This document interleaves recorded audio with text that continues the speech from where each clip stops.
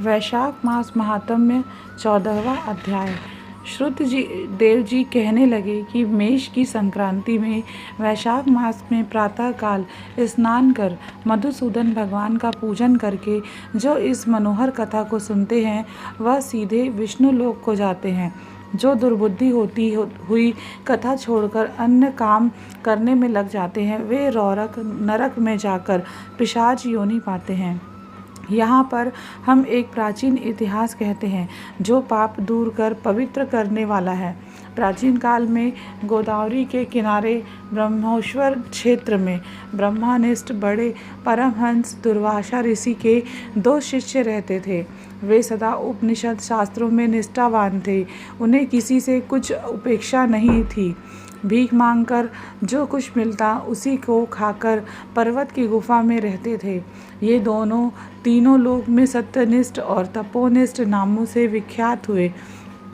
इनमें सत्यनिष्ठ तो सदा कर्मों को करता हुआ भगवान की कथा सुनने और सुनाने में तत्पर रहता था, परंतु पुण्य रूपी कथाओं की व्याख्या के सुनाने के समय संपूर्ण कर्मों को भी छोड़ देता था तथा कथा समाप्त होने पर अपने नित्य कर्म करता था।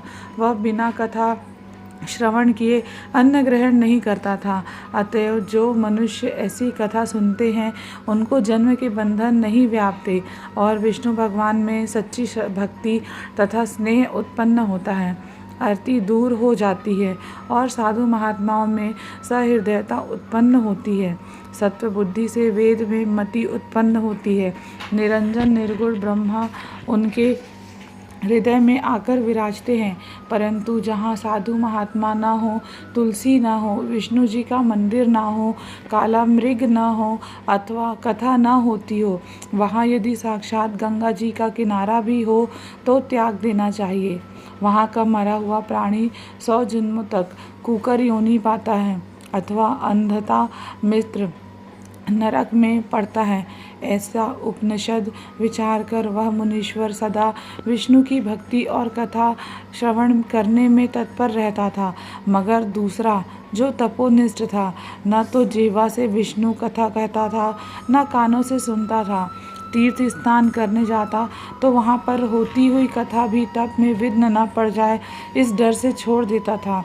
श्रोता और वक्ता कोई भी उस कर्मनिष्ठ के निकट होकर गृह कार्य के लिए नहीं निकलता था। उस दुरात्मा ने दुर्बुद्धि से ऐसे ही समय बिताकर अपना शरीर छोड़ दिया। तब वह शमी के वृक्ष पर छिन्नकर्ण नाम का महाबलवान पिशाच हुआ। आश्रयहीन क्षुधा से व्याकुल हो उसका कंठ, ओष्ठ और तालु सूख गए। ऐसे ही अत्यंत दुखी हो अपने किए हुए कर्मों के ऊपर विचार करता हुआ वह उन्मत्त की तरह इधर उधर घूमता हुआ भटकता रहा। इस प्रकार 10 सहस्त्र वर्ष बीत गए। उसे अपना कोई रक्षक दिखाई नहीं देता था। उस अकृतात्मा की देह पर पवन अग्नि के समान लगता था, जल कालाग्नि के तुल्य और पुष्पादि विष के सदृश मालूम होते थे। इस प्रकार वह उस सुनसान वन में साधु संग तथा कथा से रहित स्थान में भटकता रहा। कदाचित दैवयोग से सत्यनिष्ठ पैठी नसीपुरी से आया। मार्ग में उसने क्षुधा से अत्यंत पीड़ित और अत्यंत दुखी छिन्नकर्ण नामक पिशाच को देखा। उसे देख मुनीश्वर कहने लगे, डर मत, तू कौन है? तेरी यह दशा कैसे हुई? अब से आगे तुझे दुख नहीं होगा। सत्यनिष्ठ के ऐसे आश्वासन देने पर छिन्नकर्ण अत्यंत व्याकुल हो कहने लगा, हे प्रभु, मैं दुर्वासा का शिष्य तपोनिष्ठ नाम का यति हूँ। मैं ब्रह्मोश्वर क्षेत्र का निवासी हूँ।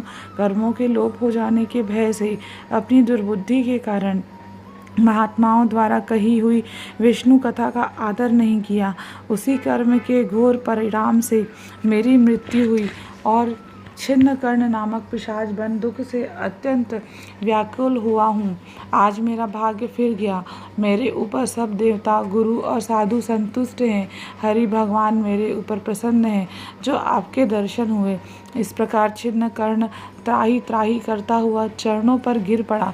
तब महायशस्वी सत्यनिष्ठ ने उसे दोनों हाथों से उठाकर अपने सुकृत का पुण्य और वैशाख महात्म्य को क्षण भर सुनने का फल दिया, जिससे उसके पाप तत्काल दूर हो गए और पिशाच की योनि छोड़ दिव्य देह धारण कर महामुनि की परिक्रमा वह प्रणाम कर दिव्य विमान में बैठ विष्णु लोक को गया और सत्यनिष्ठ पैठी नसीपुरी को गया तथा बारंबार महात्म्य श्रवण की चिंता करने लगा।